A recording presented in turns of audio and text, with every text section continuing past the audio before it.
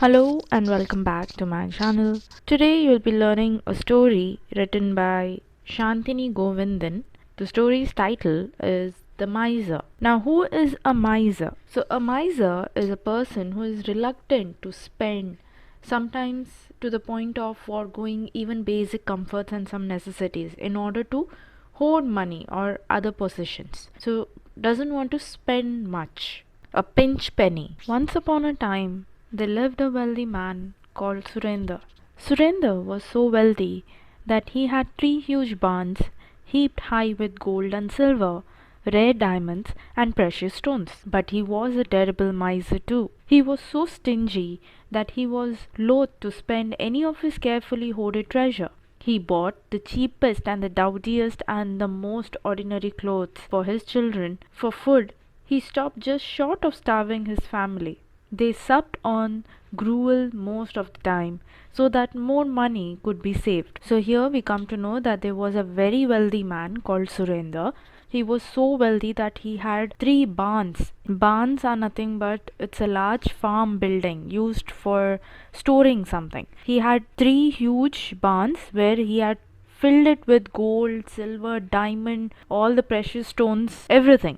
But he was a miser. He was very stingy. He wouldn't spend his money. He was a cheapskate, pinch penny, and he would bring or purchase the most cheapest and the most ugly dressing or the ordinary clothes for his children, and even for food he would keep them just short of starving so that he could save more of his money. Now, one day it so happened that when Surender was walking through the marketplace, he saw a man eating a laddu. It was a large, soft, yellow laddu, rich with raisins and cashew nuts. As the man bit into it, Surender's mouth began to water. It looked so delicious. Surender could almost feel its sweetness tickling his tongue. It had been a very long time since Surender had eaten a laddu, and he desperately yearned for one. His wife Vandana was an excellent cook, and Surender knew that if he asked her, she would make him a laddu. But she would naturally make one for herself too, and one for each of their 4 children, and perhaps some for their servants and their friends too. The thought of wasting all that money on the ingredients made him quite ill. He decided he would say nothing about his longing for a laddu. Surender was walking in a marketplace. He went to a market area and there he saw a man eating a laddu. And that laddu was a large, soft, yellow laddu. It was filled with raisins and cashew nuts. So when this man took a bite of it, Surender's mouth started watering. He could feel the taste or the sweetness of that laddu in his own tongue, and he wanted to eat it, and it had been a long time that he had eaten a laddu, and now he wanted it so desperately. And he knew that his wife, who is Vandana, she was an excellent cook, and he knew that if he goes and tells her, she will prepare one for him.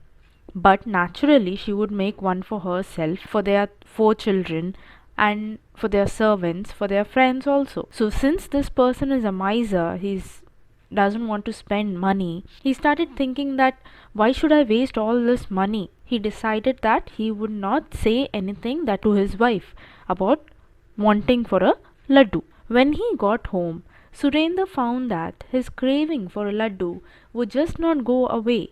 He wanted to eat one so badly that he began to drool. His legs grew weak and his stomach began to rumble loudly. What is wrong with you, dear husband? Vandana asked in concern. He rubbed his stomach and groaned in anguish. Tell me what I can do to help you, Vandana said anxiously. Get me a laddu to eat, Surender muttered. One sweet laddu is all I need to put me out of my misery. So now when Surender went home, his craving or his desire for having a laddu would just not go away, but it was going more stronger, and he wanted to eat so badly he started to drool. What is drool? Thinking about it and let the saliva flow from the mouth, because he was thinking about this laddu so badly. Now Vandana, his wife, was very much concerned. Like, what is wrong with you? She asked. And he just rubbed his stomach and he was a little upset. So Vandana told him that you tell me what you want. I can do something to help you. So finally Surender said that he wanted one laddu. That's all he wanted. One sweet laddu. One laddu? Why? I can make dozens for you. Vandana replied happily. Then we can share them with our children and neighbors and servants too. Dozens? He squeaked in complete horror, appalled at thought of his precious money being wasted to make so many laddus. No, I do not think the neighbors or servants need to have any share of the laddus. All right, said generous Vandana, disappointed. I shall make just enough for the two of us and our children. Do you think the children really need to have a laddu each? Surender asked weakly. So Vandana was like, one laddu? I can make dozens for you.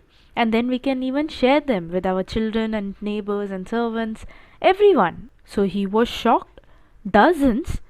In complete horror, he screamed. And he started thinking about the money that being wasted in making so many laddus. So he said, no. The neighbors and the servants, they do not need any share of the laddus. You don't have to make for them. So Vandana disappointedly, she said, okay, fine, all right, I won't make for them. I shall make just for enough for two of us and our children. So Surender said, do you really think even the children need it? Vandana hung her head in shame at her husband's miserliness. But she was a dutiful wife, and without protesting, she quietly said, very well then, I shall make just two laddus, one for you and one for me. But you do not even like laddus very much. Tight-fisted Surender continued, there is no reason for you to have one just to keep me company. So make one single laddu just for me. Vandana did not say a word in reply to this. She went straight to the kitchen to make the laddu for her husband. A little while later, she served Surender the laddu.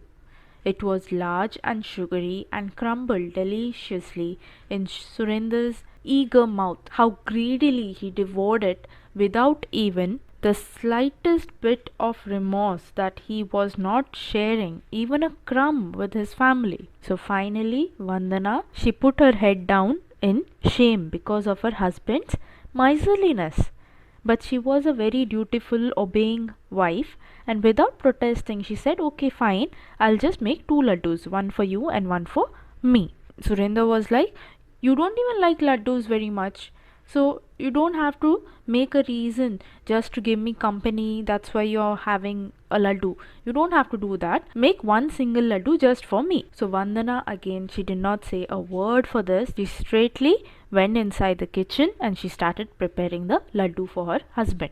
And few minutes later, she served the laddu to Surender. And it was large and very sugary and it was crumbled deliciously. It looked very delicious.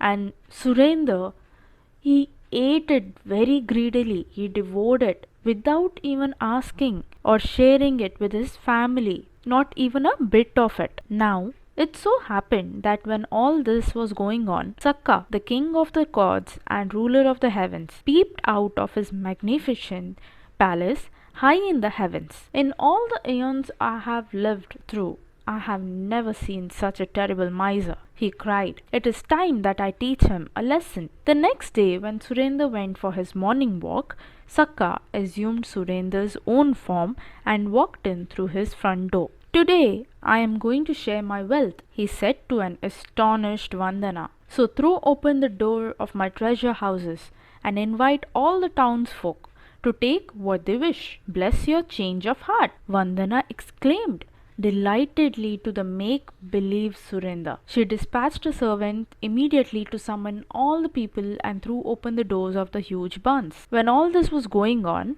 Sakka, the king of the gods and ruler of the heavens, he saw all this and he told to himself that I have never seen such a terrible miser like this person and I must teach him a lesson. So the next day what happens is when Surender he goes for his morning walk, Sakka, the king of the gods, he took the form of Surender and he walked in through his front door. he came in the form of Surender. So he said, today I'm going to share my wealth. So you open all the treasure houses and you invite everybody from the market, from the society. And Vandana was shocked and she was like, bless your change of heart. You have changed. She was so happy. And immediately she told a servant to send that message all over the area. And she went and opened the barns, the huge barns where all the treasure was kept. Soon the common people arrived, running as fast as they could. The make-believe Surender stood at the door of the barn and invited them in. Take as much as you can, he cried heartily. Do not be afraid. If an impostor who looks like me comes to threaten and stop you, drive him away fearlessly. The amazed and overjoyed townsfolk leapt into the barn and began to grab the hoarded treasure. They filled their bulging pockets and bags till they could hold no more and were ready to go back when the real Surender arrived. He almost fainted with shock to see the doors of his treasure houses thrown open and his precious hoard being merrily plundered. All these people, the common people, arrived running as fast as they could, and this make-believe Surender, that is Sakka, the king of the gods, he stood at the door and he said to everyone, don't worry, you take as much as you want from here. And there might be an impostor, a person who looks like me, he might come and threaten you or stop you. If he comes, you drive him away fearlessly. Now the people, they were so happy, they started filling their pockets and their bags. They started filling or grabbing the entire treasure. Then finally, after they couldn't fill more, it was packed. What they did is, when they were ready to go back, the real Surender arrived. And when he saw the treasure houses open and all these people taking all his treasure, he was almost shocked and he was about to faint. He was shocked. He didn't know what to do. Thieves! Robbers! He cried, wildly running forward in rage. Ah, said the people, this must be the impostor we were warned about. After him!